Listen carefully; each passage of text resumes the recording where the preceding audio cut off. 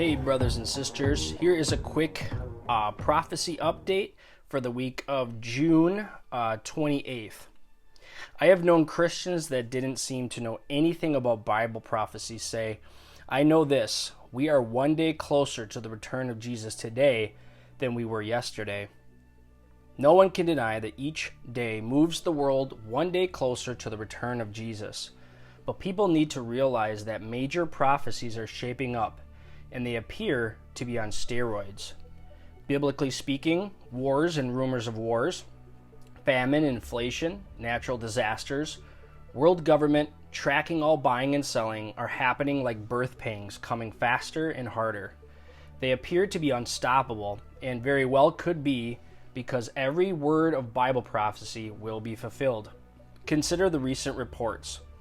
Concerning natural disasters, several years of drought and growth have caused the two largest water reservoirs in the United States to reach their lowest levels since they were built, Lake Mead and Lake Powell. On June 17th, it was reported that 7 states in the Colorado River system 60 days to draft an emergency plan to cut their water usage in the next 12 months, or they will declare an emergency and make the cuts that need to be made. On June 21st, it was reported that flooding in southern China has forced the evacuation of hundreds of thousands of people and caused more than $250 million in damage to date. On June 22nd, it was reported that a 6.1 earthquake in eastern Afghanistan killed about 1,000, injured about 1,500, and many families are missing. Concerning Israel's prosperity and the Battle of Gog and Magog, on June 15th, Israel signed an agreement with the EU to send liquefied natural gas to Europe, and that will be a major blow to Russia's economy. Israel will send their liquefied natural gas to Egypt, and it will flow onto Europe over Egyptian pipelines. In addition to getting a big chunk of Russia's business, Israel will have improved relations with the EU and Egypt.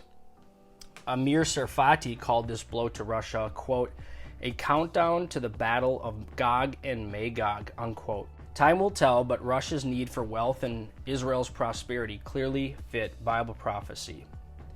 Concerning the battle of Gog and Magog, or perhaps the destruction of Damascus in one night, last week, Israeli rockets struck several targets near Damascus on June 10th, and there was significant damage to civilian and military runways at the Damascus International Airport. The airport was using a Russian-made radar system that was damaged in the attack. Syria wants Russia to repair the radar system so planes can land and take off, but Russia will only repair it if Russia is given control of the airport. Iran has been controlling the airport and is not likely to let Russia have it. It'll be interesting to see how this one turns out. Now, concerning the destruction of Damascus in one night, Isaiah 17. On June 15th, it was reported that an Israeli official told Syrian President Assad that he risked losing the Damascus International Airport if he continues to allow Iranian planes to land there with weapons and supplies for use against Israel. The next day, it was reported that the Israeli official also told Assad that Israel reserves the right to bomb his palace if he continues to allow Iranian planes to land at the Damascus International Airport. Concerning the Israeli government, on June 20th, Prime Minister Bennett and Prime Minister Yair Lapid announced that they will bring a vote to dissolve their government in 1 week and schedule an election of a new government for October 25th, 2022. Former Prime Minister Netanyahu will seek the nomination of his party, but his enemies will desperately try to stop him, and who will run and win remains to be determined. Concerning the wickedness as in the days of Noah, more than 20 crisis pregnancy centers have been damaged by graffiti, smashed windows, and arson since Politico published the Supreme Court's draft opinion concerning Roe v. Wade in early May. A terrorist group that calls itself Jane's Revenge has taken credit for the crimes and threatened to take increasingly drastic measures in the future. This is literal domestic terrorism.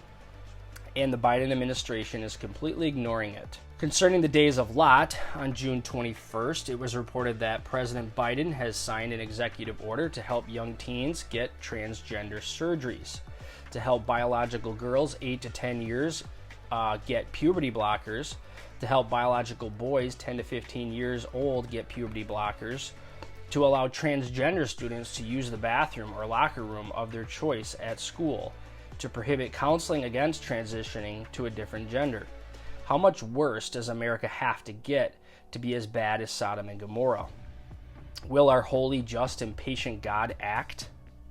On June 16th, it was reported that the Biden administration may declare a national public emergency so doctors can perform abortions in states where they are illegal if Roe versus Wade is overturned, which we know that it was.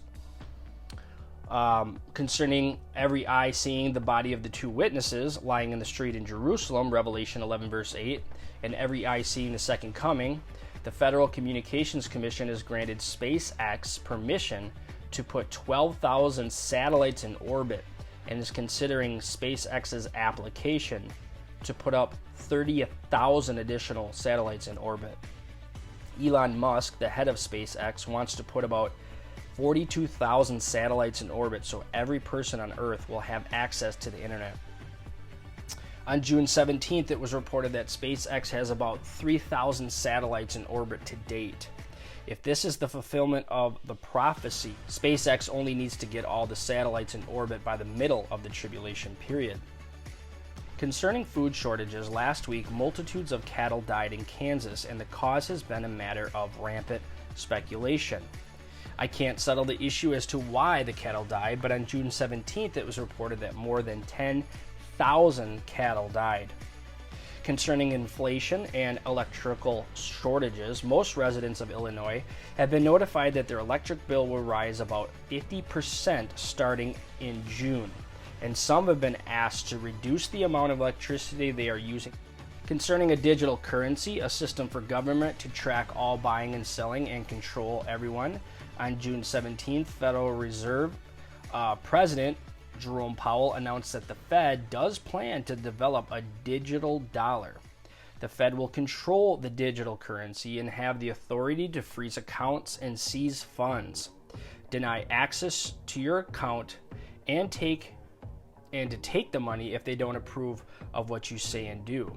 Lots happening in the news, brothers and sisters. Look up. Jesus is coming. God bless.